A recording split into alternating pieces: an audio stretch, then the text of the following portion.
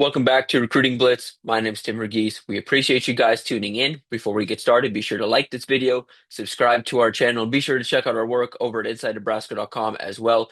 We provide, weekly recruiting updates here in this format, but we have daily recruiting updates over at InsideNebraska.com, updating you on the latest. We're in the midst of decision period for a lot of these guys, and so we have daily updates on where things stand and some key recruitment, some updates.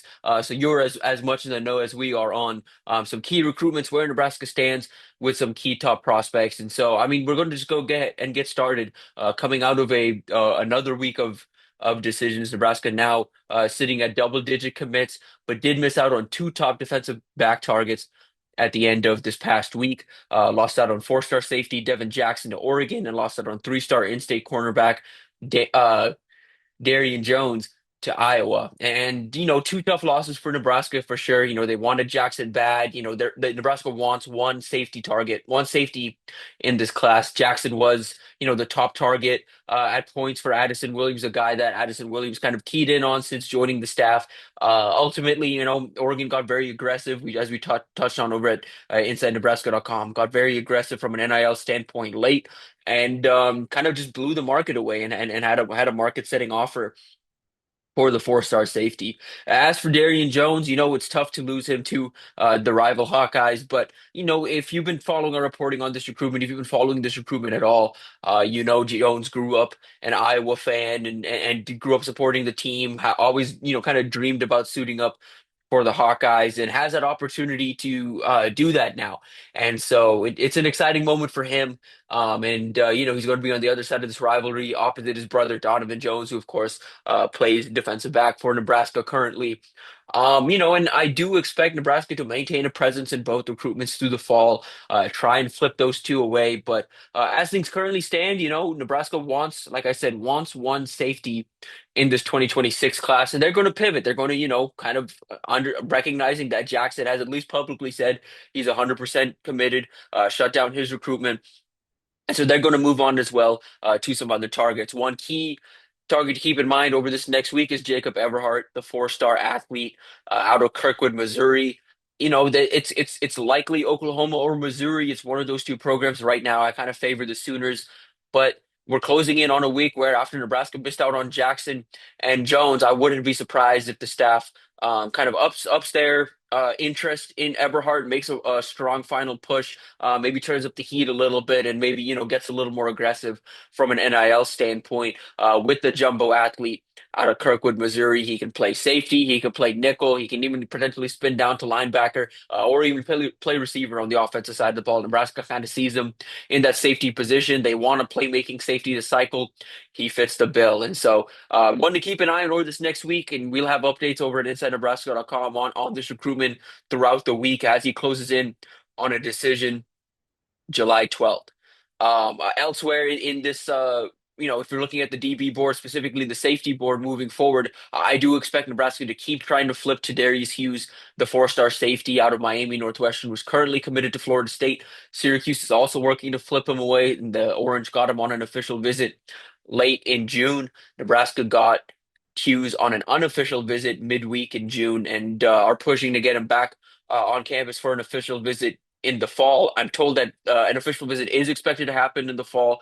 A date isn't lined up just yet, but Hughes is eyeing that USC game as his next opportunity to get back to Nebraska. So Nebraska's pushing for him, and a plus size safety with some versatility, some playmaking ability, intriguing athletic traits.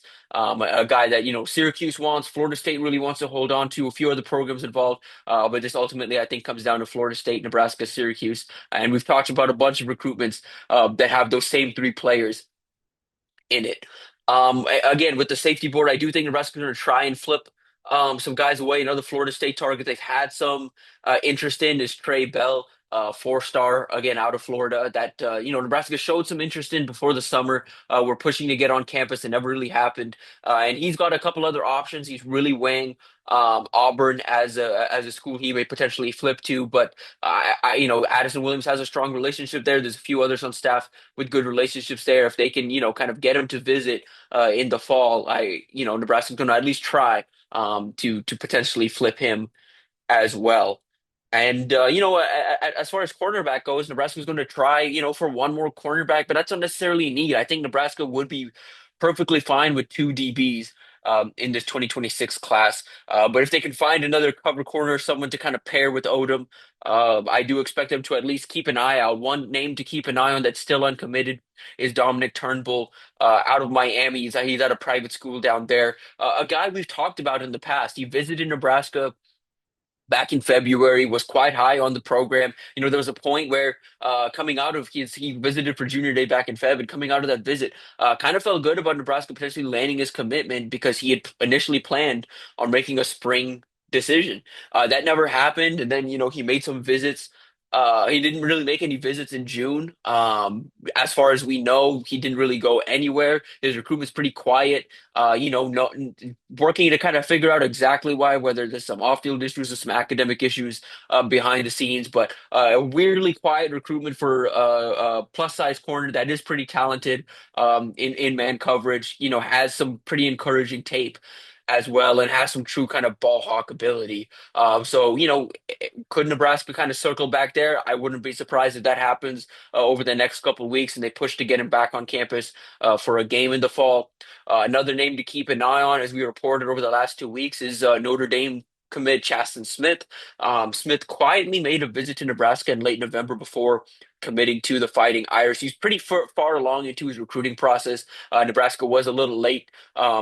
In terms of his first decision. And I talked to him at the Rivals 5-Star Challenge. He said he's happily committed to Notre Dame. Doesn't really plan on moving that off that commitment, but was pleasantly surprised by Nebraska and said, if communication was to pick back up between him and the staff, he could see himself, reconsidering Nebraska potentially this fall. And with Nebraska having missed out on Darian Jones, here's another plus size corner with some true man-to-man ability that Nebraska would potentially, could potentially get back in on. So, a couple names to keep an eye on as we kind of pivot to the fall and look ahead to, what's in store, what's left in this 2026 class.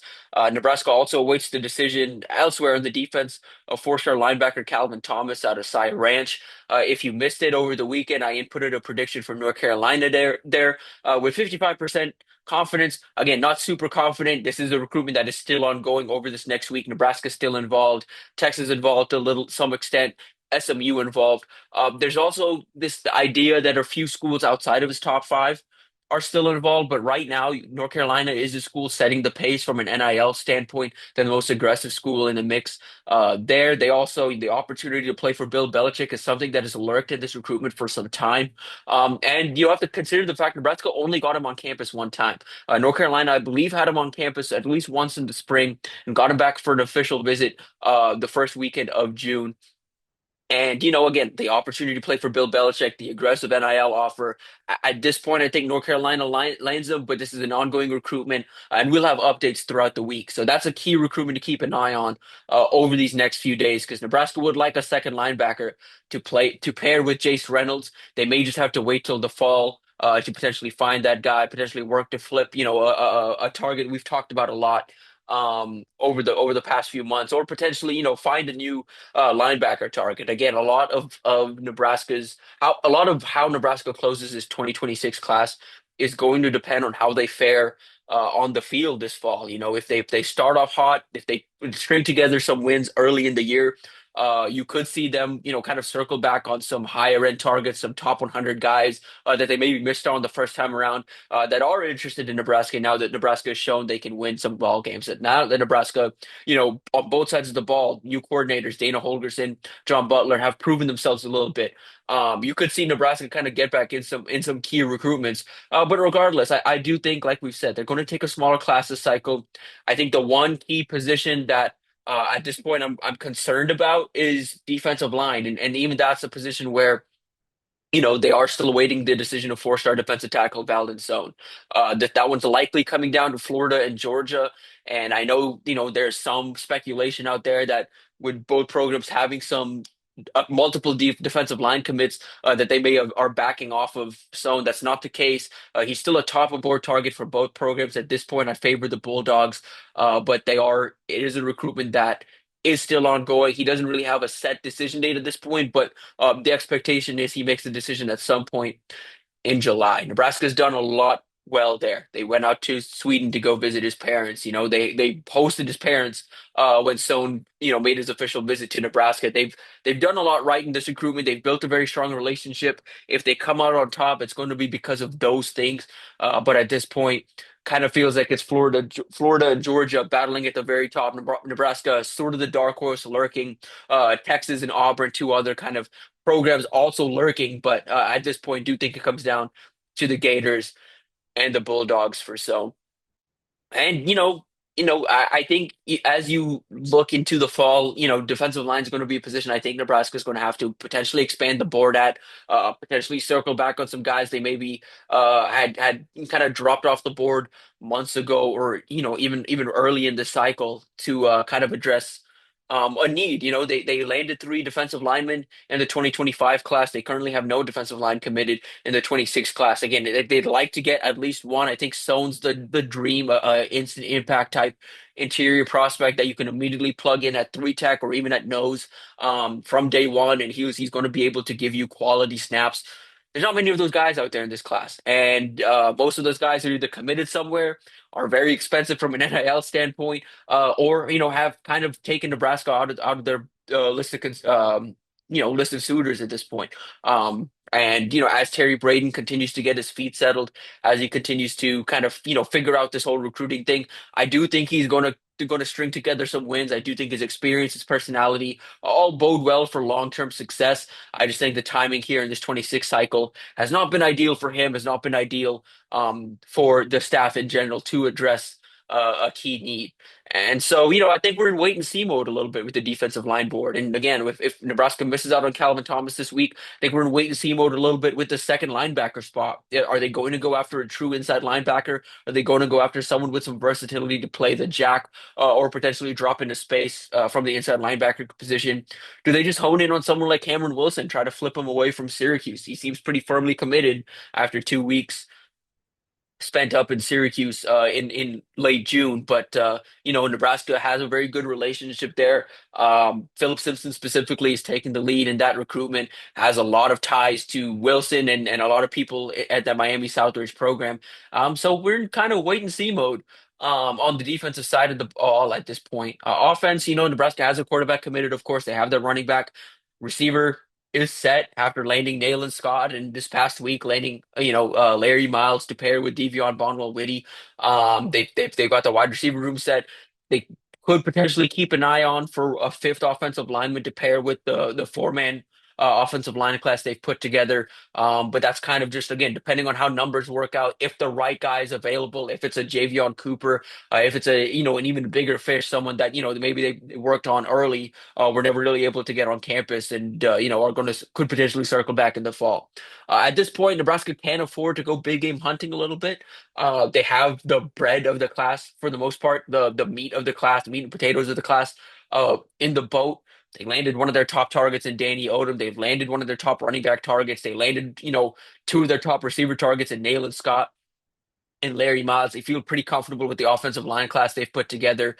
And so really it's defensive line, finding that safety commit, and figuring out where else they can complement this roster. I think they're looking for instant impact type guys at this point, or guys that are easier projections than guys that they may have taken in previous cycles when they weren't facing a numbers crunch. So this is where things kind of stand in 2026. We're in the middle of July, awaiting a couple of these decisions. I don't know if there's a surprise waiting Nebraska this month. I think if there's a surprise, it's coming from behind to land a Jacob Eberhardt, or potentially making up some ground and coming out on top for Valdez. So that would be a really strong way to kind of cap this summer recruiting run for Nebraska, is potentially landing zone. But that's really where things kind of stand. We're in, like I said, in wait and see mode with a lot of these guys, and we're going to have more updates. Like I said, over at InsideNebraska.com. So be sure to check out our work over there. If you have any questions about this 26 class, maybe some top 27 classes, please feel free to reach out to me over X. Drop your comments below in the comments. Drop your questions below in the comments. as well. I'm always happy to answer. Perhaps at some point this month, we'll do a mailbag type episode, just talking key recruiting questions or answering key recruiting questions. Kind of talking, what the future kind of looks like in this rev share era, what Nebraska can do to compete, what Nebraska's kind of benefits are. So if you're interested in that stuff, let me know. I'm more than happy to do that. We're going to get some cool guests on here over the rest of this month and into August. In as kind of the slow period of recruiting kicks in. No visitors expected on campus till late August once the season kicks back off.